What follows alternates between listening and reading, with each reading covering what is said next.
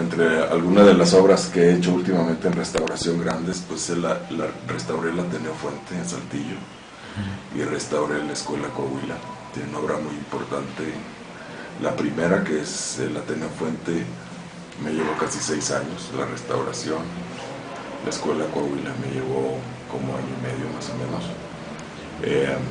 Estas obras son muy importantes como acervo del Estado, porque el Ateneo Fuente es la primer preparatoria del Estado y la Escuela Coahuila la primer primaria del Estado, y en ellas toda la obra que se encuentra es de Salvador Tarazona.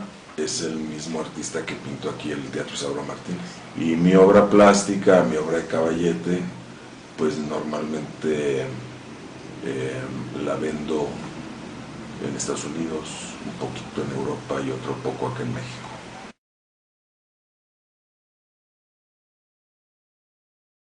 Yo creo que en gran medida se debe a un poco el poder adquisitivo y un poco de falta de conciencia al respecto de, o sea, quiero decirte con esto, por ejemplo, considero yo que los que nos dedicamos a esto, pues de alguna manera vendemos como en las joyerías alguna joya, pero a diferencia de una joya que puede ser utilitaria como un reloj, en nuestro caso no lo es meramente una pieza de colección.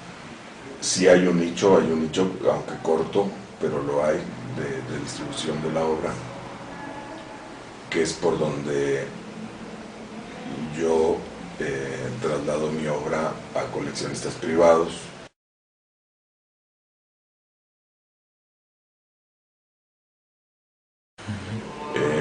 Sí considero que hay una poca inclinación del mexicano común a ir a galerías o a museos, porque a veces lo considera como lugares que no entiende, a lugares a donde les da miedo entrar por no regarla, ¿no? Y la verdad es que el arte no es más que una expresión, es como leer a cualquier escritor. Nosotros lo que hacemos, pues lo hacemos pintando, ¿no?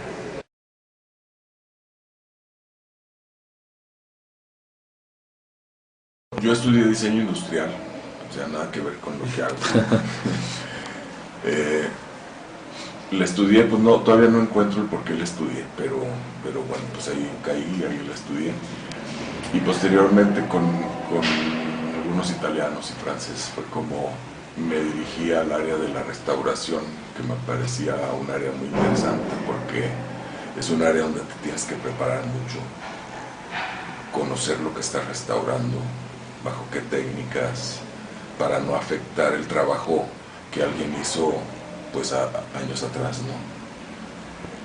Y me fui involucrando, me gusta mucho como que la alquimia del arte, ¿no? Y en esa área lo encontré.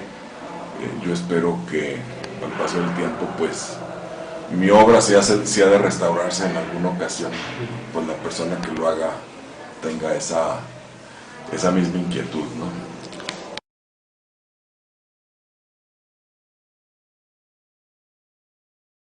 Bueno, te pasa siempre, pero hay etapas de la restauración como que es donde más te pasa, ¿no?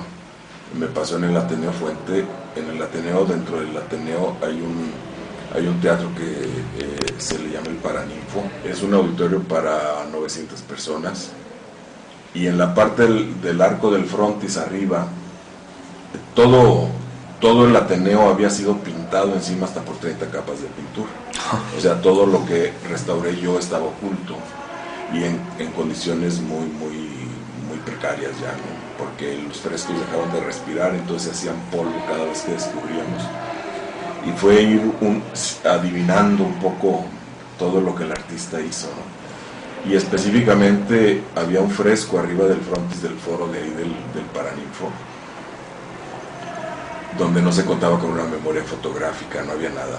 Y entonces fue un poco como adivinar qué es lo que hubo ahí, porque había nada más un pequeño contorno alrededor de ese pequeño espacio. Me tomé el tiempo como de unos 4 días y empecé a dibujar sentado en las butacas todo el contorno para ver si entendía yo por qué o qué es lo que había hecho ahí el artista. Y finalmente lo entendí, entonces montamos Andamios otra vez y me puse a dibujar ese contorno que había con mucho papel, lo dibujé todo, lo bajé, te hablo de que la dimensión era de 5 metros por 2 y pico. Y finalmente, a base de los contornos, saqué las figuras y era un hombre y una mujer desnudos, y en la parte de atrás tenían un sol, porque a los costados del teatro existen 2 murales, que es uno dirigido a la ciencia y el otro a la cultura y las artes. Y entonces ya me encajó toda la iconografía del espacio, porque pues era el hombre y la mujer que están hechos para generar, ¿no? Atrás la luz del conocimiento, ahí estaba iconográficamente pintado un sol, que era la luz, y la ciencia, la cultura y las artes pues estaban hechas para el ser humano, ¿no? Y de ahí se completó. Hubo una persona que a él le tocó de niño conocer ese espacio todavía pintado, y se le salían las lágrimas porque decía que eso era lo que había ahí, ¿no? Entonces fue muy padre esa experiencia, porque fue así como decías tú, ponerte un poco en los zapatos del artista que lo hizo, y en ese momento, en ese caso, pues así fue, ¿no? Fue una conexión bien interesante.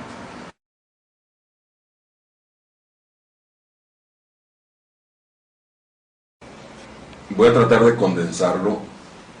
Es algo que ellos en alguna ocasión me hicieron la misma pregunta que me haces hoy, y tardé como unos 3 días en contestarla, para tratar de ser lo más específico posible. Y yo considero que una obra de arte es la que sientes, la que piensas y la que creas. O sea, si tienes esos 3 ingredientes, normalmente vas a crear una obra de arte, porque hay muchas piezas en fotografía, en escultura, en pintura, etcétera, que tienen mucho oficio.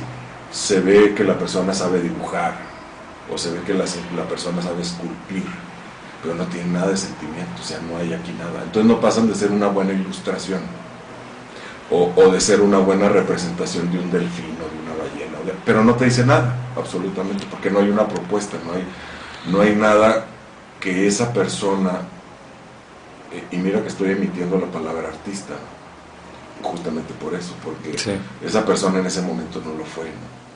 Porque no está aportando nada de él.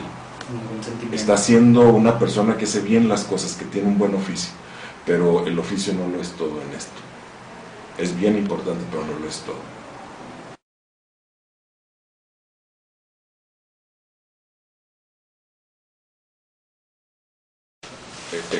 Ahora, el siglo pasado, siglo XX, hubo un arquitecto, de los mejores arquitectos del mundo y de su época, que se llamaba Le Corbusier.